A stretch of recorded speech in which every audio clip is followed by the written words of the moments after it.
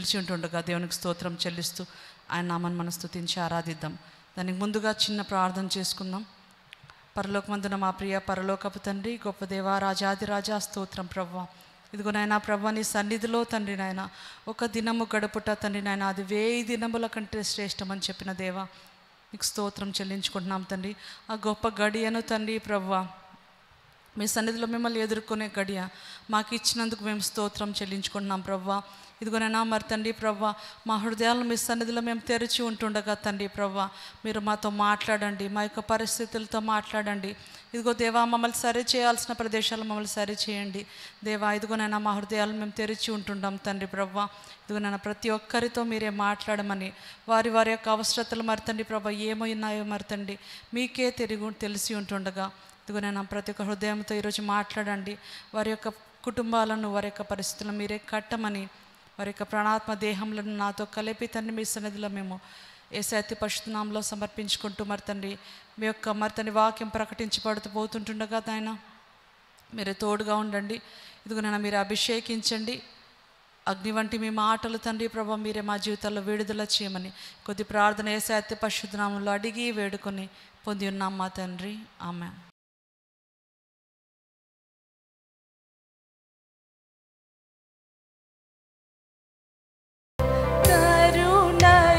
కృపయు నిరంతరం శాంతి అన్నియు చేయువాడా, కరుణయు కృపయు నిరంతరం శాంతి అన్నియు చేయువాడా, నా జీవితం నశింపగా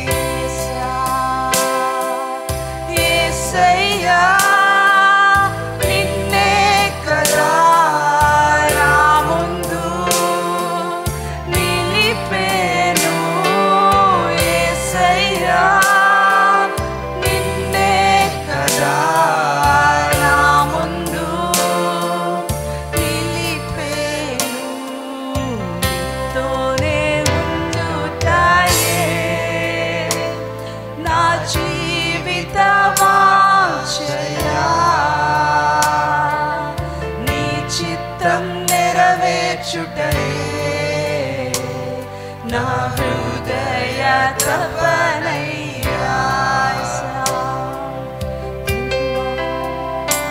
దేవా తండ్రి ప్రభా, ఈ భూమి మీద మేము ఉన్నామంటే తండ్రి ప్రభా మీ యొక్క చిత్తములో మేము సృష్టింపబడినామంటే తండ్రి ప్రభా కేవలం మీ మహిమ కొరకే తండ్రి ప్రభా, మిమ్మల్ని కనపరచడానికి మాత్రమే మేము ఉన్నాము తండ్రి నాయనా.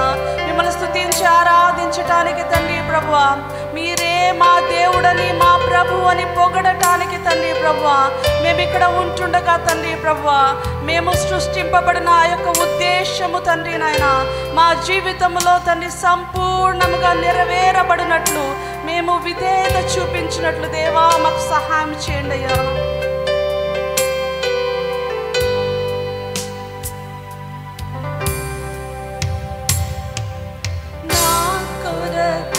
అన్నియు చేయువాడా, చేసి ముగించువాడా, నా కొరకు అన్నియు చేయువాడా, చేసి ముగించువాడా,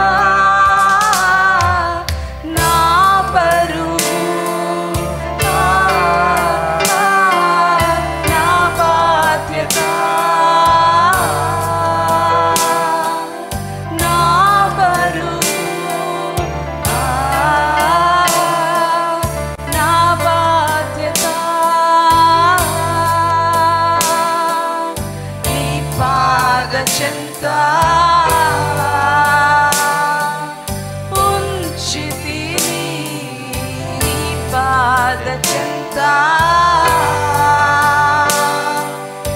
ఉంచితి యేసయ్యా నిన్నే కదా నా ముందు నిలిపేను యేసయ్యా నిన్నే కదా నా ముందు నిలిపేను యేసయ్యా నిన్నే కదా నా ముందు నిలిపేను యేసయ్యా నిన్నే కదా నా ముందు నిలిపేను నా ముందు నిలిపేను యేసయ్యా.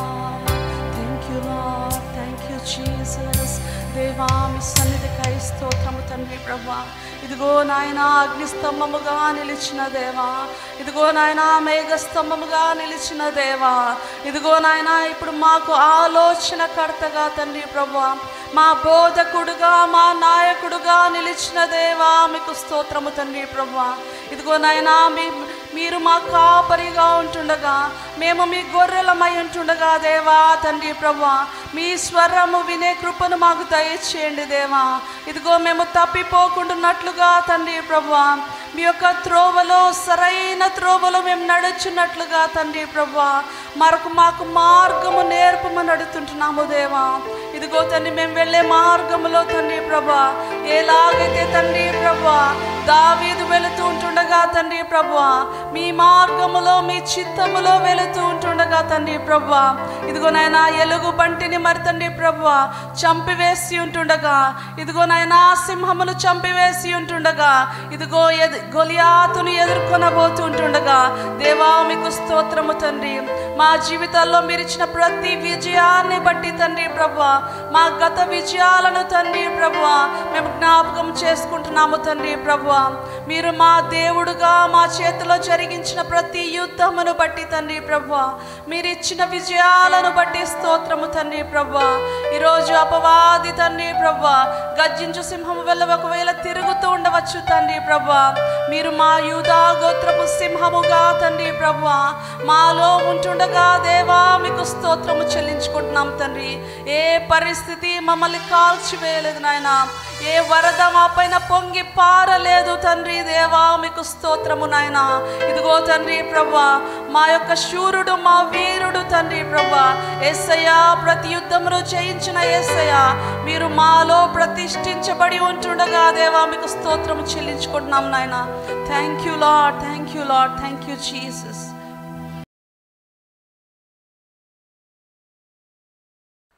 హల్లెలూయా. మన ప్రభువు మన రక్షకుడునైన యేసుక్రీస్తు నామమునకు మహిమ కలుగును గాక. ఆమేన్. మరొకసారి ప్రేమపూర్వకంగా మిమ్మల్ని మరి ఈ మిడ్ వీక్ మిరాకిల్ సర్వీస్లోకి ఆహ్వానిస్తున్నాము. మరి దేవుని యొక్క వాక్యంలో నుంచి గత వారంలో మొదలుపెట్టినటువంటి కొన్ని విషయాలని మరి ఇంకొన్ని వీక్స్ మనము రెగ్యులర్గా ఎవ్రీ థర్స్డే మనం చూద్దాము. మరి తప్పనిసరిగా మరి ఈ వాక్యము ద్వారా మరి వాక్యానుసారమైనటువంటి ప్రార్థనలు ఏవైతే మనం నేర్చుకుంటున్నామో వాటి ద్వారా తప్పనిసరిగా మనం అందరం దీవించబడతామని మరి నేను నమ్ముతున్నాను. మరి చిన్న ప్రార్థనతో మరి ఈరోజు సర్వీస్ని మనం మొదలు పెడదాము. తండ్రి నీకు స్తోత్రం చెల్లిస్తున్నాం యేసుక్రీస్తు శక్తిగల నామంలో. తండ్రి ఈ సర్వీస్ని ఆశీర్వదించమని ప్రార్థిస్తున్నాం. తండ్రి నీ వాక్యమును ప్రభువా దేవా నీ బిడ్డలతో పంచుకుంటుండగా వారికి కావాల్సినటువంటి మాటలను ప్రభువా దేవా నీవే సూటిగా స్పష్టంగా వారికి తెలియపరచమని పరిశుద్ధాత్మ దేవా నీవే నీ బిడ్డలతో మాట్లాడి ప్రభువా నీ యొక్క కార్యములు నీ బిడ్డల జీవితాల్లో జరిగించమని అద్భుత కార్యములు చేయమని నీ బిడ్డలను స్థిరపరచమని ప్రతి సమస్య నుంచి విడిపించమని ప్రార్థిస్తూ యేసుక్రీస్తు శక్తిగల నామంలో ప్రార్థించి అడిగి వేడుకొని పొంది ఉన్నాం మా తండ్రి. ఆమేన్, ఆమేన్. హల్లెలూయా. ఒకసారి యాకోబు రాసిన పత్రిక 5వ అధ్యాయము 15 నుంచి 18 వచనాలు చదువుదాం. Book of James 5th chapter 15 to 18 versus. విశ్వాస సహితమైన ప్రార్థన ఆ రోగిని స్వస్థపరచును, ప్రభువు అతన్ని లేపును. అతడు పాపములు చేసిన వాడైతే పాప క్షమాపణ నొందును. మీ పాపములను ఒకనితోనొకడు ఒప్పుకొనుడి, మీరు స్వస్థత పొందినట్లు ఒకని కొరకు ఒకడు ప్రార్థన చేయుడి. నీతిమంతుని విజ్ఞాపనం మనపూర్వకమైనదై బహుబలం కలదై ఉండును. ఏలియా మన వంటి స్వభావం గల మనుష్యుడే. వర్షింపకుండున్నట్లు అతడు ఆసక్తితో ప్రార్థన చేయగా 3.5 సంవత్సరముల వరకు భూమి మీద వర్షింపలేదు. అతడు మరలా ప్రార్థన చేయగా ఆకాశం వర్షమిచ్చను, భూమి తన ఫలమునిచ్చను. ఆమేన్. ఒక 5 రకాలైనటువంటి ప్రార్థనలను మరి ఈ సిరీస్లో మనం చూడబోతున్నాం. మరి లాస్ట్ వీక్లో మనం చూసాం విశ్వాస సహితమైన ప్రార్థన, ప్రేయర్ ఆఫ్ ఫెయిత్. మరి ఈరోజు మనం చూడబోతున్నది మీ పాపములను ఒకనితో ఒకడు ఒప్పుకొనుడి. అంటే పాపములను ఒప్పుకుంటూ చేసేటువంటి ప్రార్థన. అక్కడ వాక్యంలో రాయబడినటువంటి మాట 16వ వచనంలో, మీ పాపములను ఒకనితోనొకడు ఒప్పుకొనుడి, మీరు స్వస్థత పొందినట్లు ఒకని కొరకు ఒకడు ప్రార్థన చేయుడి. మీ పాపములను ఒకరితో ఒకడు ఒప్పుకొనుడి, మీరు స్వస్థత పొందినట్లు ఒకరికొకరు ప్రార్థన చేయరి. అది సెకండ్. థర్డ్ది నీతిమంతుని మనపూర్వకమైన విజ్ఞాపన. అది నెక్స్ట్ వీక్ మనం చూడబోతున్నాం. 4వదిగా ఏలియా ఆసక్తితో చేసినటువంటి ప్రార్థన 4వది. 5వదిగా ఏలియా మరలా చేసినటువంటి ప్రార్థన. మరలా చేసిన ప్రార్థన ద్వారా ఆకాశం వర్షమిచ్చను, భూమి తన ఫలంనిచ్చను. మరి ఈ 5 ప్రేయర్స్ గురించి మనము ఒక 5 పార్ట్స్లో మనం చూడబోతున్నాం. మరి ఈరోజు మీ పాపములను ఒకరితోనొకడు ఒప్పుకొనుడేను. మరి దేవుని వాక్యం చాలా స్పష్టమైనటువంటి రీతిలో ఒక మానవుడు ఏ విధంగా పాపాన్ని విడిచిపెట్టి నీతిమంతునిగా జీవించగలరో, ఏ విధంగా దేవుని కృప పాపి అయినటువంటి ఒక వ్యక్తిని నీతిమంతునిగా మారుస్తుందో మరి చాలా స్పష్టమైనటువంటి రీతిలో వివరించడం జరిగింది. ఎందుకనంటే యేసయ్యలో ఎలాంటి పాపం లేదు. ఆయన ఈ లోకానికి లోక పాపంను తీసుకుని వెళ్ళే మరి గొర్రె పిల్లగా ఈ లోకానికి వచ్చాడు. ప్రతి మానవుని కోసము, ప్రతి మానవుని పక్షంన, ప్రతి మానవుని పాపంను కలువరి సిలువలో ఆయన భరించి మరి దానికి శిక్షను విధించాడు. మనకు పాప క్షమాపణను ఆయన అనుగ్రహించాడు. హల్లెలూయా. మరి పాపి అయినటువంటి ఒక వ్యక్తికి మరి చివరిగా దొరికేటువంటి ఫలితం ఏంటంటే పాపం వల్ల కలుగు జీతము మరణము అని వాక్యంలో రాయబడింది. కానీ యేసయ్య ఈ లోకానికి మనకు నిత్య జీవం ఇవ్వడానికి వచ్చాడు. అది ఆయన కృపావరంగా మనకు అనుగ్రహిస్తున్నాడు. హల్లెలూయా. మరి ఇక్కడ స్పష్టంగా రాయబడుతున్నట్టు ఒక మాట ఏంటంటే, మీ పాపములు ఒకనితోనొకడు ఒప్పుకొనుడి, మీరు స్వస్థత పొందినట్లు ఒకని కొరకు ఒకడు ప్రార్థన చేయుడి అని. కొన్నిసార్లు కొన్ని అనారోగ్యముల కారణము, కొన్ని అనారోగ్య పరిస్థితుల కారణము మరి తెలియక చేసినటువంటి పాపములు, తెలిసి చేసినటువంటి పాపములు ఉంటాయి. ప్రతిసారి కూడా మరి ఒక అనారోగ్యం కలిగిందంటే దాని వెనుక ఆ వ్యక్తి పాపం చేశాడనేటువంటి భావన కాదు. తప్పనిసరిగా పాపం చేసినందుకే ఆ వ్యక్తి ఈ అనారోగ్యాన్ని అనుభవిస్తున్నాడని కాదు. కానీ కొన్ని సందర్భాల్లో, కొన్ని విషయాల్లో మరి పాపం చేసినటువంటి సందర్భంలో మరి అనారోగ్యం చేత వాళ్ళు ఇబ్బంది పడతారు, అనారోగ్యం చేత బాధించబడతారు. మరి ఏంటి పాపం అని అంటే మరి చాలా స్పష్టమైనటువంటి రీతిలో ఆజ్ఞాతిక్రమము పాపము. ఎక్కడైతే దేవుని వాక్యాన్ని సరైనటువంటి రీతిలో పాటించకుండా, దేవుని వాక్యమందు విశ్వాసం ఉంచకుండా, ఎప్పుడైతే వాక్యాన్ని మనం అతిక్రమిస్తామో, ఎప్పుడైతే ఆజ్ఞను మనం అతిక్రమిస్తామో అది పాపము అంటూ దేవుని వాక్యంలో రాయబడింది. యేసుక్రీస్తుని నమ్మినటువంటి విశ్వాసులు మరి తమ యొక్క పాపములను ఒప్పుకొని క్షమించమని యేసయ్యను అడిగి యేసయ్య రక్తంలో కడగబడి మరి ఆయన యొక్క బిడ్డలుగా మారిన తర్వాత మరి వారు పాపం చేయకుండా ఉండడానికి కావలసినటువంటి సామర్థ్యాన్ని దేవుడు వారికి అనుగ్రహిస్తున్నాడు. అందుకని చాలాసార్లు వారు తమకు పాపం చేయాలనేటువంటి ఆలోచన ఏమాత్రం కలిగి ఉండరు. మరి పాపాన్ని జయించడానికి దేవుని యొక్క సహాయం తీసుకుంటారు. కానీ కొన్నిసార్లు కొన్ని ఒత్తిడిలో, కొన్నిసార్లు తెలియకుండా, కొన్నిసార్లు కొన్ని పొరపాట్లతో వారు పాపం చేయడానికి అవకాశం ఉంటుంది. మరి ఆజ్ఞను అతిక్రమించడానికి అవకాశం ఉంటుంది. మరి ఆ సమయంలో వారు అనారోగ్యం చేత బాధపడేటువంటి పరిస్థితులు ఎదురవుతాయి. అందుకని మీ పాపములను ఒకరితో ఒకడు ఒప్పుకొనుడని. మరి స్వస్థపరిచేదెవరు? దేవుడే. క్షమించేదెవరు? దేవుడే. మరి కానీ ఏం చేయాలనంటే దాన్ని ఆయన ఎదుట మనం ఒప్పుకోగలిగి ఉండాలి. హల్లెలూయా. మరి ఒప్పుకున్నప్పుడు ఆయన యొక్క క్షమాపణను మనం పొందుకుంటాం. మరి ఒప్పుకోవడానికి మరి ఆ ప్రేరేపణను కలిగించేది కూడా పరిశుద్ధాత్మ దేవుడే. కొన్ని వాక్య భాగములను మనం చూద్దాము. యోహాను సువార్త 16వ అధ్యాయము 8వ వచనము. యోహాను సువార్త 16వ అధ్యాయం 8వ వచనం.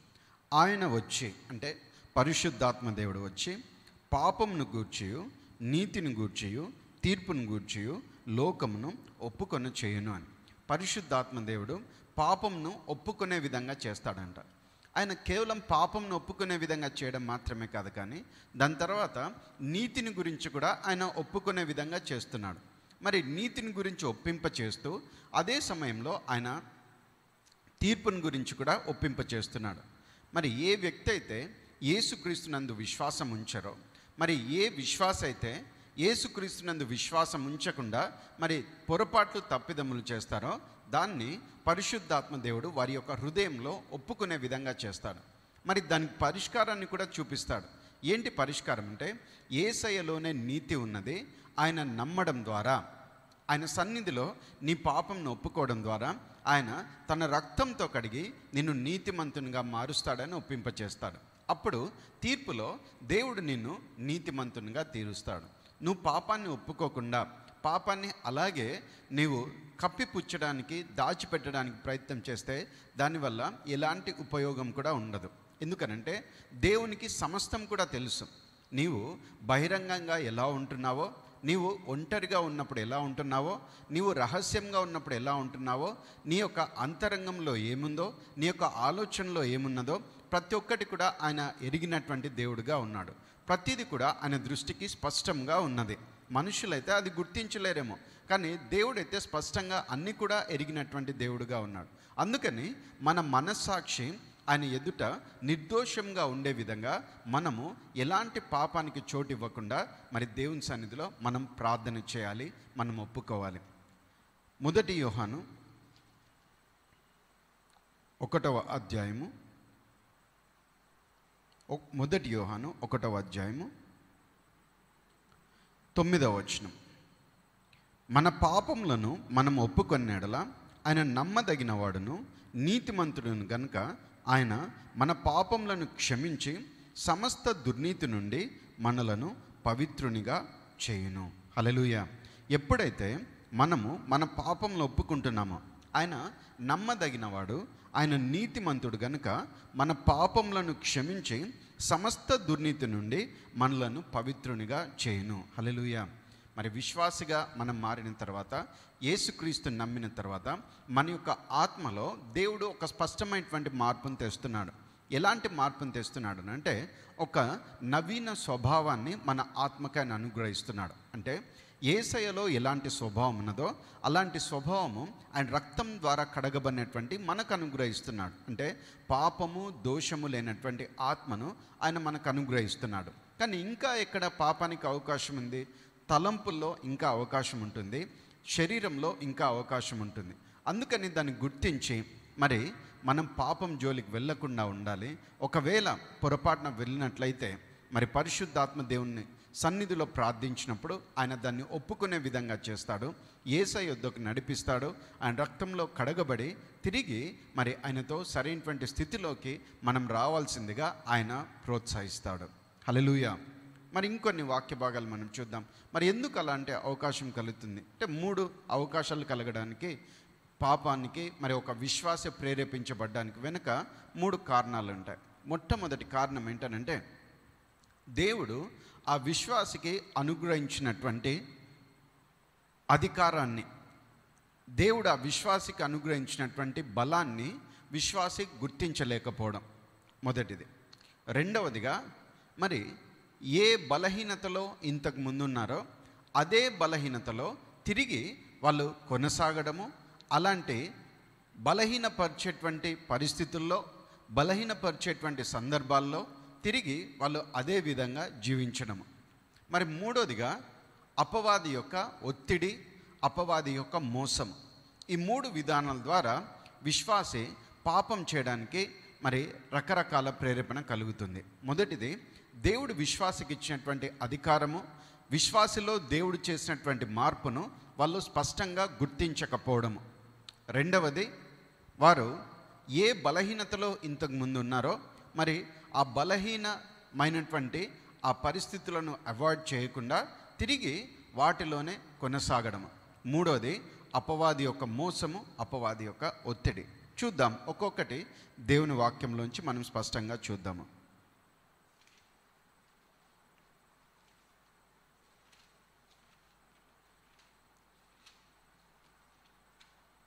యోహాను రాసిన మొదటి పత్రిక 3వ అధ్యాయము 9వ వచనము.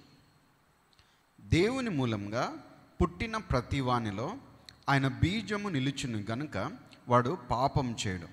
వాడు దేవుని మూలంగా పుట్టినవాడు గనుక పాపము చేయజాలడు. హల్లెలూయా. మరి ఎవరైతే యేసుక్రీస్తుని స్వంత రక్షకునిగా అంగీకరించారో ఎలాగ వారిలో రక్షణ కార్యం జరుగుతుందంటే ఆయన యొక్క వాక్యము ద్వారా, అక్షయమైనటువంటి బీజము అనేటువంటి దేవుని వాక్యం ద్వారా వారు నూతన సృష్టిగా మార్చబడుతున్నారు. నూతన సృష్టిగా మార్చబడిన సమయంలో 2 కొరింథీ 5:17 ప్రకారము సమస్తము కూడా మరి క్రొత్తదిగా చేయబడుతున్నాయి, పాతవన్నీ కూడా గతిస్తున్నాయి. నూతన సృష్టిగా దేవుడు మనల్ని చేశాడు. అదే సమయంలో ఏం జరుగుతుందనంటే 9వ వచనంలో మనం చూస్తే 1 యోహాను 3:9 దేవుని మూలంగా పుట్టిన ప్రతి వానిలో ఆయన బీజము నిలుచును గనుక వాడు పాపం చేయడు. వాడు దేవుని మూలంగా పుట్టినవాడు కనుక పాపము చేయచాలడు. హల్లెలూయా. దేవుని యొక్క వాక్యము, పరిశుద్ధాత్మ అభిషేకము ఏ వ్యక్తిలో అయితే, ఏ వ్యక్తి హృదయంలో అయితే నిలిచి ఉంటుందో వారు పాపం చేయకుండా ఉండడానికి దేవుని యొక్క సామర్థ్యాన్ని వాళ్ళు కలిగి ఉన్నారు. హల్లెలూయా. స్పష్టంగా రాయబడుతున్నటువంటి మాట ఆయన బీజము. It is the word of God. ఎవరిలో ఉంది? యేసును నమ్మిన ప్రతి విశ్వాసిలో కూడా, యేసయ్యను హృదయంలోకి స్వీకరించిన ప్రతి విశ్వాసిలో కూడా అక్షయమైనటువంటి బీజము ద్వారా తిరిగి జన్మించినటువంటి ప్రతి విశ్వాసిలో కూడా దేవుడు ఈ బీజాన్ని పెడుతున్నాడు. అంటే పాపానికంటే బలం కలిగినటువంటి తన వాక్యము, పాపాన్ని జయించేటువంటి తన వాక్యము ప్రతి విశ్వాసి హృదయంలో దేవుడు స్థిరపరిచాడు. కాబట్టి ఏం చేయాలంటే we have to recognise it. మొట్టమొదటిగా దాన్ని గుర్తించాలి. పాప స్వభావాన్ని ఆయన తొలగించాడు. పాపం చేయకుండా, పాపం చేయజాలకుండా ఆయన తన స్వభావాన్ని మనలో పెట్టాడు. అందుకని ఆయన వాక్యాన్ని మనం గుర్తించి ఆయన సన్నిధిలో మనం ప్రార్థనలో ఉన్నటువంటి సమయంలో ఏం జరుగుతుందంటే ఏ సామర్థ్యాన్ని దేవుడు ఒక విశ్వాసిలో పెట్టాడో అది వాళ్ళ జీవితంలో బలంగా పనిచేస్తుంది. హల్లెలూయా. ఇది every believer has to recognise this privilege that is given to him, that is given to her. హల్లెలూయా. ఆయన వాక్యం అనే బీజము మనలో ఉంటుంది కాబట్టి పాపం చేయకుండా ఉండడానికి దేవుని సామర్థ్యం దేవుని ద్వారా మనం పొందుకుని ఉన్నాము. ఆమేన్. హల్లెలూయా. We have to recognise it. ఇది ప్రతి విశ్వాసి గుర్తించాలి. రెండవదిగా చూద్దాం దేవుని వాక్యంలోంచి ఎఫెసీలోకి రాసిన పత్రిక 2వ అధ్యాయము 2వ వచనం నుంచి, మీరు వాటిని చేయుచు వాయుమండల సంబంధమైన అధిపతిని అనగా అవిధేయులైన వారిని ఇప్పుడు ప్రేరేపించు శక్తికి అధిపతిని అనుసరించి ఈ ప్రపంచ ధర్మం చొప్పున మునుపు నడుచుకొంటిరి. వారితో కలిసి మనమందరము శరీరం యొక్కయు మనసు యొక్కయు కోరికలను నెరవేర్చుకొనుచు మన శరీరాశలను అనుసరించి మునుపు ప్రవర్తించుచు కడమ వారి వలనే స్వభావ సిద్ధంగా దైవోగ్రతకు పాత్రులమై ఉంటిమి. ఇది రెండోదిగా ఏంటనంటే ఇంతకుముందు ఎందుకు పాపంలో ఉన్నారు, అపరాధంలో ఉన్నారంటే ప్రేరేపించేటువంటి వాయుమండల శక్తి అంటే అపవాది యొక్క శక్తి ఎవరిని ప్రేరేపిస్తున్నాడు? అవిధేయులైన వారిని ప్రేరేపిస్తున్నాడు. అప్పుడు ఏం జరుగుతున్నది? శరీరం యొక్కయు మనసు యొక్కయు కోరికలను నెరవేర్చుకొనుచు శరీరాశలను అనుసరించి స్వభావ సిద్ధంగా దైవోగ్రతకు పాత్రులై ఉంటిమి అని. ఎవరి గురించి అక్కడ రాయబడుతుంది? ప్రతి ఒక్కరి గురించి, అంటే నీ గురించి, నా గురించి, మనందరి గురించి కూడా రాయబడుతున్నది. శరీరం అన్నది ఉంది, శరీర స్వభావం అన్నది ఉంది, మనసు కోరికలు ఉన్నాయి, శరీరానికి కోరికలు ఉన్నాయంట. వాటిని అనుసరిస్తూ ఆ ప్రకారంగా ప్రవర్తిస్తున్నటువంటి సమయంలో ఆ బలహీనతలో దైవోగ్రతకు పాత్రులంగా మనమున్నాము. కాబట్టి ఏ బలహీనపరిచేటువంటి పరిస్థితి ఉందో, ఏ బలహీనపరిచేటువంటి అవిధేయత ఉందో, ఏ బలహీనపరిచేటువంటి వ్యక్తులు మన చుట్టూ ఉన్నారో వారి నుంచి మనం జాగ్రత్తగా ఉండడం మనం నేర్చుకోవాలి. యోసేపు ఒంటరిగా ఉన్నటువంటి సమయంలో పొతీఫర్ భార్య మరి అతన్ని పాపానికి ప్రేరేపించింది. మరి ఎవ్వరు కూడా గమనించినటువంటి సమయంలో పాపానికి ప్రేరేపించింది. మరి ఎవ్వరు లేరు కదా, ఎవరు చూడటం లేదు కదా, మరి యవ్వన కాలంలో ఉన్నాను కదా, పాపం చేస్తే ఏమవుతుందని యోసేపు తలంచలేదు. కానీ ఆయన చెప్తున్నటువంటి మాట, నన్ను చూస్తున్నటువంటి నా దేవునికి వ్యతిరేకంగా ఈ పాపాన్ని నేను ఎలా చేయగలను అంటున్నాడు. హల్లెలూయా. అంటే ఆయన యొక్క ఆలోచన విధానం అన్నది దేవుని వాక్య ప్రకారంగా పూర్తిగా మారిపోయినది, పూర్తిగా రూపాంతరం చెందినది. పాపాన్ని అసహించుకునే విధంగా, పాపం చేసేటువంటి పరిస్థితులు ఎదురైనప్పటికీ వాటి నుంచి మరి దూరంగా వెళ్ళిపోయేటువంటి వారిగా ఆయన మరి దేవుని యొక్క కృపలో ఆయన మార్పు చెంది ఉన్నాడు. హల్లెలూయా. మరి నీవు కూడా రెండోదిగా చేయాల్సింది, బలహీనపరిచేటువంటి వ్యక్తులు, బలహీనపరిచేటువంటి సందర్భాలు ఏవైతే ఉన్నాయో వాటిని అవాయిడ్ చేయడం నేర్చుకోవాలి.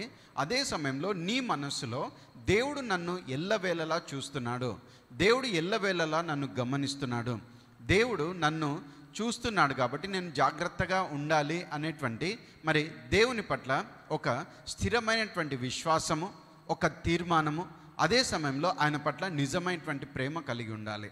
మరి అందరూ చూస్తున్న సమయంలో, మరి మీ కుటుంబ సభ్యులు చూస్తున్న సమయంలో, మీ స్నేహితులు చూస్తున్నటువంటి సమయంలో మరి చాలా పనులు మీరు చెయ్యరు.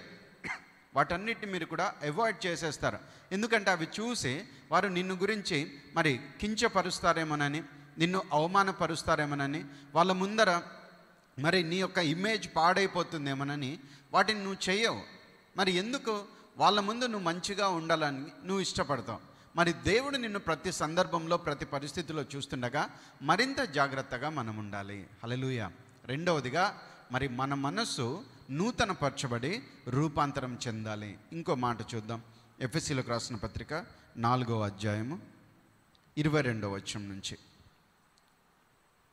కావున మునుపటి ప్రవర్తన విషయంలోనైతే మోసకరమైన దురాశ వలన చెడిపోవు మీ ప్రాచీన స్వభావంను వదులుకొని మీ చిత్తవృత్తి అందు నూతనపరచబడిన వారై నీతియు యథార్థమైన భక్తియు గలవారై దేవుని పోలికగా సృష్టింపబడిన నవీన స్వభావమును ధరించుకునవలెను.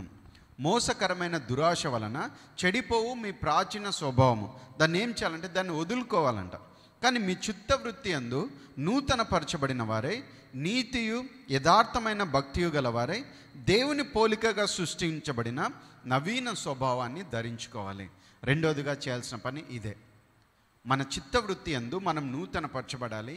ఏ కార్యమైతే దేవుడు మనలో జరిగించాడో, ఏ పని అయితే దేవుడు మనలో జరిగించాడో, ఏ నూతన స్వభావాన్ని మనకిచ్చి యథార్థతను, భక్తిని, విశ్వాసమును, పవిత్రతను దేవుడు మన ఆత్మలో ఇచ్చాడో దాన్ని మనం ధరించుకోవాలి. ఎక్కడ ధరించుకోవాలి? మన యొక్క ఆలోచనలో ధరించుకోవాలి. హల్లెలూయా. మొదటిగా దేవుడు మనకిచ్చినటువంటి ఆధిక్యతను గుర్తించాలి. నూతన స్వభావాన్ని ఆయన యొక్క వాక్యం ద్వారా, ఆయన యొక్క బీజం ద్వారా ఆయన మనకు అనుగ్రహించాడు పాపం చేయకుండా ఉండడానికి. రెండవదిగా మరి మన యొక్క మనస్సు, మన చిత్తవృత్తి దేవుని వాక్య ప్రకారంగా నూతనపరచబడాలి. ప్రాచీన స్వభావం చెడిపోయేదే, ప్రాచీన స్వభావం మోసపూరితమైనదే, ప్రాచీన స్వభావం పాపానికి ప్రేరేపించేదే. కానీ దేవుడిచ్చినటువంటి నూతన స్వభావము ఆయన యందు స్థిరంగా ఉండే విధంగా, ఆయనను ప్రేమించే విధంగా మనల్ని చేస్తుంది. కాబట్టి నవీన స్వభావాన్ని ధరించుకోవాలి. ఎలా ధరించుకోవాలి? ప్రతి దినము కూడా దేవుని వాక్యాన్ని మనం ధ్యానిస్తూ, ప్రతి దినము కూడా దేవుని సన్నిధిలో మనం ప్రార్థన చేస్తున్న సమయంలో నవీన స్వభావాన్ని మనం ధరిస్తూ ఉంటాం. ప్రార్థన చేస్తున్న ప్రతి సమయంలో నవీన స్వభావం మన యొక్క ఆత్మలో నుంచి, మన యొక్క తలంపుల్లోకి దేవుడు అనుగ్రహిస్తూ ఉంటాడు. వాక్యాన్ని ధ్యానిస్తున్న ప్రతి సమయంలో, ప్రతి సందర్భంలో నవీన స్వభావాన్ని దేవుడు మనలో ధరింపచేస్తూ ఉంటాడు. అందుకని మనము క్రమంగా మన యొక్క ప్రార్థనను, వాక్యమును, విశ్వాసమును, భక్తి జీవితంను కొనసాగించాలి. ఒక్క రోజుతో పరిమితం చేయకూడదు. కానీ ప్రతి దినం కూడా రెగ్యులర్గా మనము ప్రార్థించేటువంటి వారుగా, వాక్యాన్ని ధ్యానించేటువంటి వారుగా మనం ఉండాలి. హల్లెలూయా. అలాంటి కృప దేవుడు అనుగ్రహించును గాక. మరి మూడవదిగా మరి ఇంకొక విషయం, ఎందుకు పాపం చేయడానికి మరి ప్రేరేపణ కలుగుతుంది అనంటే అపవాది కలుగు చేసేటువంటి ఒత్తిడి ద్వారా, మోసం ద్వారా. ఆదాము హవ్వలను శోధించిన సమయంలో మరి హవ్వతో అపవాది మాట్లాడుతున్నాడు. మరి వాడు చెప్తున్నటువంటి విషయాలు వేరే, దాని వెనుక వానికి ఉన్నటువంటి అసలైనటువంటి ఉద్దేశాలు వేరే. మరి ఆమెకు ఏమాత్రం కూడా వాని వెనక్కున్నటువంటి అసలైన ఉద్దేశం అర్థం కాలేదు. మరి ఈ పండు తింటే కన్నులు తెరవబడతాయి కదా, ఈ పండు తింటే జ్ఞానం వస్తుంది కదా, ఈ పండు తింటే మరి దేవతల వరే మారిపోతాం కదా, ఈ పండు తింటే గొప్పవారిగా అవుతాం కదా, ఇదే ఆమె ఆలోచిస్తుంది. కానీ దాని వెనుక ఆ పండు తిన్న దినంన మరి వారు దేవునికి దూరస్తులుగా అయిపోతారు, దేవుని యొక్క శిక్ష వారికి లభిస్తుంది, దేవుని ఉగ్రతకు వాళ్ళు పాత్రలు అవుతారు, దేవునితో సహవాసాన్ని కోల్పోతారు, దేవుడిచ్చినటువంటి ఆశీర్వాదాన్ని కోల్పోతారు, దేవుడిచ్చినటువంటి ఉన్నతమైన స్థానం నుంచి బయటికి తరిమివేయబడతారు. ఇప్పుడు కష్టపడి మరి చెమట కార్చి మరి ఎంతో శ్రమతో జీవించవలసి వస్తుంది. ఇవన్నీ కూడా ఆమె ఆలోచించలేదు, దాని గురించి ఆమెకు అవగాహన కూడా లేదు. అందుకని పాపం వెనక ఎవరు ఉంటారంటే తప్పనిసరిగా అపవాది ఉంటాడు. ఒక మోసం ద్వారా, ఒక ట్రాప్ ద్వారా, ఒక మాట ద్వారా, ఒక స్కీమ్ ద్వారా వాడు రకరకాలుగా పనిచేస్తూ ఉంటాడు. బయటకు మనుషులు కనిపిస్తారు, కానీ దాని వెనక సాతాను పనిచేస్తూ ఉంటాడు. అందుకని చాలా జాగ్రత్తగా మనము అపవాది యొక్క ట్రాప్లోంచి బయటికి రావడానికి, అపవాది ట్రాప్లో ఇరుక్కోకుండా ఉండడానికి మరి దేవుని పైన మనం ఆధారపడాలి. హల్లెలూయా. పాపం అనేది ఒక అంధకారము, పాపం అనేది ఒక బంధకము, పాపం అన్నది మరణానికి దారి తీస్తుంది, పాపం అన్నది దేవుని నుంచి దూరపరుస్తుంది, పాపం అన్నది నీ జీవితంలో ప్రతి ఏరియాలో కూడా శాపాన్ని తీసుకుని వస్తుంది. అందుకని దేవుని పైన ఆధారపడి దేవుని నమ్మి, దేవా ప్రతి పాపంలో నుంచి నన్ను విడిపించు, దేవా నేను తెలిసి చేసిన పాపం, తెలియక చేసిన పాపం ఏదైతే ఉంటున్నదో పరిశుద్ధాత్మ దేవ అది నా ద్వారా ఒప్పింపచేయి, తిరిగి నేను నీతో సరైనటువంటి విధానంలో జీవించే విధంగా నాకు సహాయం చేయని ప్రార్థించిన సమయంలో తప్పనిసరిగా దేవుడు కృపను చూపిస్తాడు. ఎందుకనంటే ఆయన నిన్ను ప్రేమించేటువంటి దేవుడు. నువ్వు అపరాధంలో ఉన్నప్పుడే నిన్ను ప్రేమించాడు, నువ్వు అంధకారంలో ఉన్నప్పుడే నిన్ను ప్రేమించాడు, నువ్వు బంధకాలంలో ఉన్నప్పుడే నిన్ను ప్రేమించాడు, నశించిన దాన్ని వెతికి రక్షించడానికి ఆయన వచ్చాడు.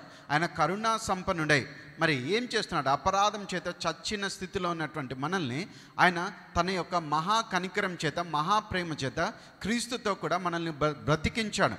మృతులైనటువంటి మనల్ని ఆయన సజీవులుగా చేశాడు. కాబట్టి ఈ సమయంలో ఏ శోధనలో, ఏ బలహీనతలో, ఏ పోరాటంలో నువ్వు ఉన్నావో దేవుని సన్నిధిలో అది ఒప్పుకున్నటువంటి సమయంలో తప్పనిసరిగా ఆయన నీకు సహాయం చేస్తాడు, ఆయన నిన్ను విడిపిస్తాడు. నీలో ఆయన పెట్టిన సామర్థ్యాన్ని నువ్వు గుర్తించాలి, నీలో ఆయన ఇచ్చినటువంటి నూతన స్వభావాన్ని నువ్వు ధరించుకోవాలి. సాతాను యొక్క ఉచ్చు నుంచి నువ్వు బయటపడే విధంగా దేవుడిచ్చేటువంటి జ్ఞానాన్ని నువ్వు కలిగి ఉండాలి. అదే సమయంలో అపవాదిని ఎదిరించి వాణ్ణి తరమాలి, వాణ్ణి గద్దించాలి. హల్లెలూయా, హల్లెలూయా. మరి అలాంటి కృప దేవుడు మనందరికీ దయచేయను గాక. మరి ఏ సమస్యలో మీరున్నారో, ఒకవేళ దాని వెనుక ఒకవేళ మరి పాపం ఏదన్నా ఉన్నదేమో, మరి దేవుని సన్నిధిలో అది ఒప్పుకుంటుండగా, పరిశుద్ధాత్మ దేవుడు ఒప్పింప చేస్తుండగా మరి నిశ్చయంగా దేవుడు ఆ సమస్యలోంచి నిన్ను బయటికి తెచ్చును గాక, ఆ బంధకం నీ యొక్క జీవితంలో తొలగించును గాక, మరి ఆ కష్టాన్ని నీకు దూరపరచును గాక, నీ జీవితంలో తిరిగి ఆయన యొక్క కృప సమృద్ధిగా ప్రవహించును గాక, ఆయన యొక్క కనికరం చేత నీ జీవితం కట్టబడును గాక, మరి నీవు తిరిగి ఉన్నతమైన స్థితిలోకి వచ్చుదువుగాక, దేవునితో సమాధాన స్థితిలోకి నువ్వు వచ్చుదువుగాక. ఆమేన్. ఒక వాక్య భాగాన్ని చదివి నేను ముగిస్తానండి. ఎఫెసీయులకు రాసిన పత్రిక 2వ అధ్యాయము 4వ వచనము. అయినను దేవుడు కరుణా సంపన్నుడై ఉండి మనము మన అపరాధముల చేత చచ్చిన వారమై ఉండినప్పుడు సైతము మన ఎడల చూపిన తన మహాప్రేమ చేత మనలను క్రీస్తుతో కూడా బ్రతికించెను. కృప చేత మీరు రక్షింపబడి ఉన్నారు.